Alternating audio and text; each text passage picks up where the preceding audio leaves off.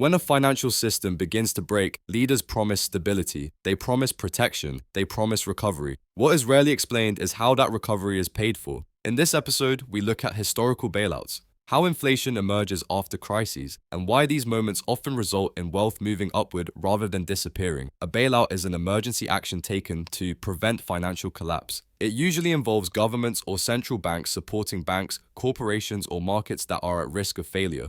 This support can include direct funding, loan guarantees, emergency lending, the purchase of failing assets. The aim is not fairness, the aim is stability, because when a large institution fails, it does not fall alone. During the Great Depression of the 1930s, thousands of banks failed across the United States and Europe. People lost their savings overnight, credit disappeared, businesses collapsed. Governments learned a hard lesson. Allowing banks to fail unchecked caused deeper economic damage. This led to new policies such as deposit protection and central bank intervention. The goal was simple: restore confidence before panic spread further. In 2008, the United Kingdom faced a severe banking crisis. Major institutions were on the brink of collapse. Royal Bank of Scotland and Lloyds Banking Group required government support. The UK government injected billions of pounds to stabilise the system. This was one of the largest bailouts in British history. The decision was controversial, but leaders argued that allowing the banks to fail would have frozen payments, pensions, and wages across the country. The system was saved, but the cost did not disappear. When bailouts occur, governments do not usually raise taxes immediately. Instead, central banks create new money.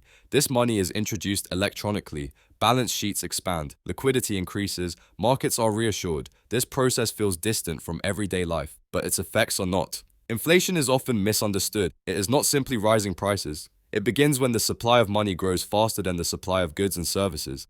Newly created money enters the economy through banks and financial markets first. This pushes up asset prices. Shares rise, property values increase, investment assets recover quickly, everyday prices rise later. Food, energy, transport, housing costs. By the time households notice inflation, the process is already advanced. After 2008, interest rates were kept extremely low for many years. This made borrowing cheap. Asset prices surged. In the UK, house prices recovered and then rose sharply. Those who owned property benefited. Those trying to save for a deposit fell further behind. Wages grew slowly. Living costs increased steadily.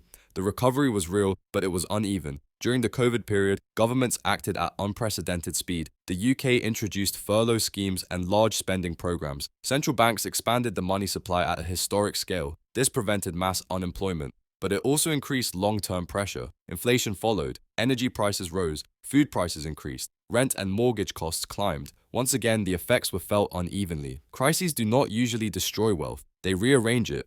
Those closest to money creation adjust first. Large institutions, asset owners, those with access to credit, those relying on wages and savings adjust later. Inflation reduces the value of cash. Debt becomes easier to repay in real terms. Assets tend to hold value better than income. This is how wealth moves quietly during crises. Bailouts prevent immediate collapse, but they increase long-term dependence. Debt grows larger. Markets expect support. Risk feels safer. Each intervention stabilizes the present but weakens the future. The cycle resets at a higher level. Bailouts are not free. Inflation is not accidental, and recoveries are rarely equal. The system is stabilized first. Confidence is restored next. Adjustment is pushed outward. Understanding this pattern is not about blame. It is about awareness. In the next episode, we bring this system into everyday life. Why working harder feels less rewarding. Why saving feels slower. And why effort alone no longer guarantees security.